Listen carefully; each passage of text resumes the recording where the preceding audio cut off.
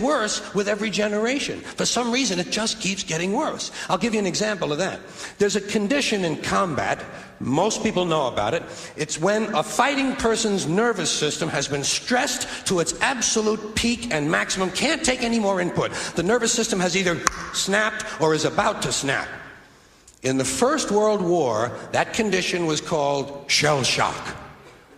Simple, honest, direct language. 2 syllables. Shell shock. Almost sounds like the guns themselves. That was 70 years ago. Then a whole generation went by, and the Second World War came along, and the very same combat condition was called battle fatigue. 4 syllables now. Takes a little longer to say. Doesn't seem to hurt as much. Fatigue is a nicer word than shock. Shell shock. Battle fatigue. Then we had the war in Korea, 1950. Madison Avenue was riding high by that time, and the very same combat condition was called operational exhaustion. Hey, we're up to 8 syllables now. And the humanity has been squeezed completely out of the phrase. It's totally sterile now. Operational exhaustion. Sounds like something that might happen to your car. Then, of course, came the war in Vietnam, which has only been over for about 16 or 17 years. And thanks to the lies and deceit surrounding that war, I guess it's no surprise that the very same condition was called post-traumatic stress disorder. Still 8 syllables, but we've added a hyphen. And the pain is completely buried under jargon. Post-traumatic stress disorder. I'll bet you if we'd have still been calling it shell shock, some of those Vietnam veterans might have gotten the attention they needed at the time. I'll bet you that. I'll bet you that.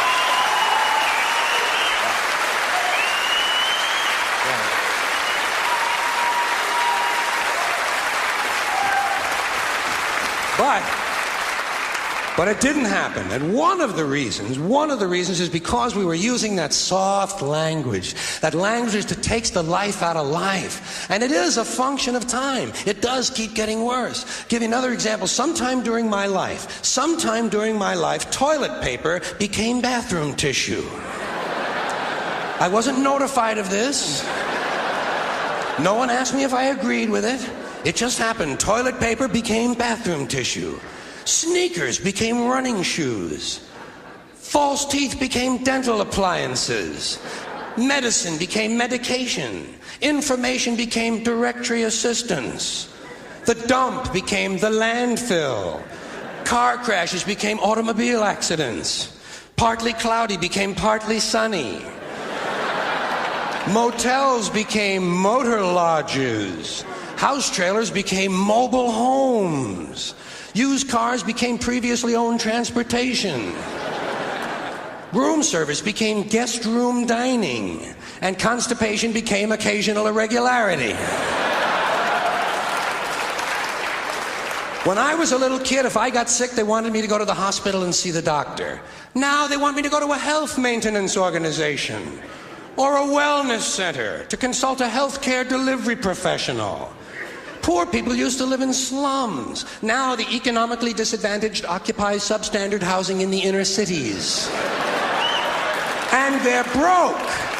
They're broke. They don't have a negative cash flow position. They're fucking broke. Because a lot of them were fired. You know, fired. Management wanted to curtail redundancies in the human resources area. So many people are no longer viable members of the workforce. Smug, greedy, well-fed white people have invented a language to conceal their sins. It's as simple as that. The CIA doesn't kill anybody anymore. They neutralize people.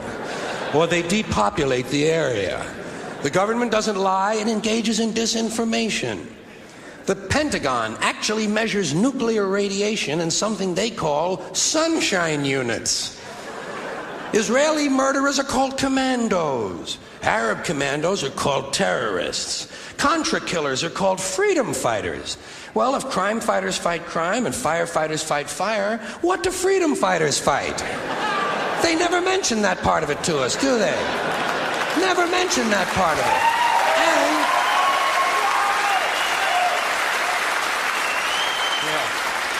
And some of this stuff is just silly. We all know that. Like on the airlines, they say they want a pre-board. Well, what the hell is pre-board? What does that mean? To get on before you get on? They say they're going to pre-board those passengers in need of special assistance. Cripples!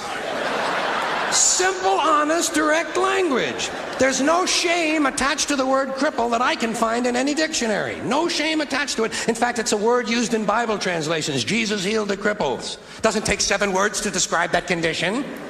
But we don't have any cripples in this country anymore. We have the physically challenged. Is that a grotesque enough evasion for you? How about differently abled? I've heard them called that, differently abled. You can't even call these people handicapped anymore. They'll say, we're not handicapped, we're handy-capable. These poor people have been bullshitted by the system into believing that if you change the name of the condition, somehow you'll change the condition. Well, hey, cousin, doesn't happen. Doesn't happen. We have no more deaf people in this country, hearing impaired. No one's blind anymore, partially sighted or visually impaired. We have no more stupid people. Everybody has a learning disorder. Or he's minimally exceptional. How would you like to be told that about your child? He's minimally exceptional. Oh, thank God for that. Psychologists actually have started calling ugly people those with severe appearance deficits. It's getting so bad that any day now I expect to hear a rape victim referred to as an unwilling sperm recipient.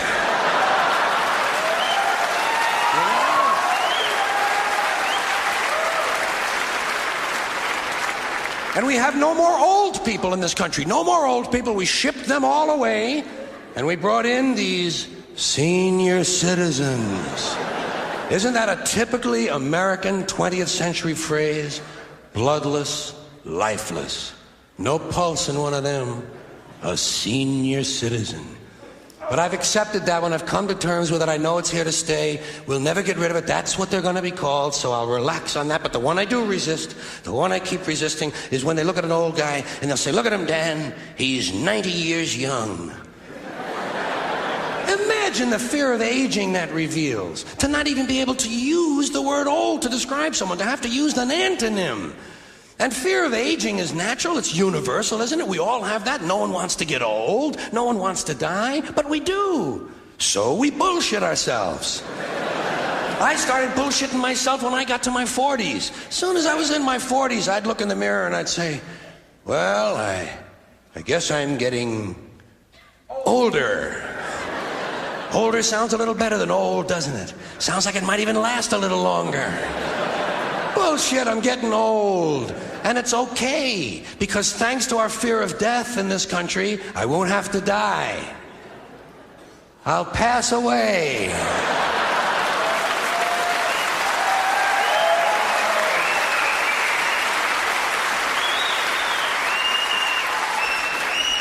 Or I'll expire like a magazine subscription. If it happens in the hospital, they'll call it a terminal episode. The insurance company will refer to it as negative patient care outcome. And if it's the result of malpractice, they'll say it was a therapeutic misadventure. I'm telling you, some of this language makes me want to vomit. Well, maybe not vomit. Makes me want to engage in an involuntary personal protein spill.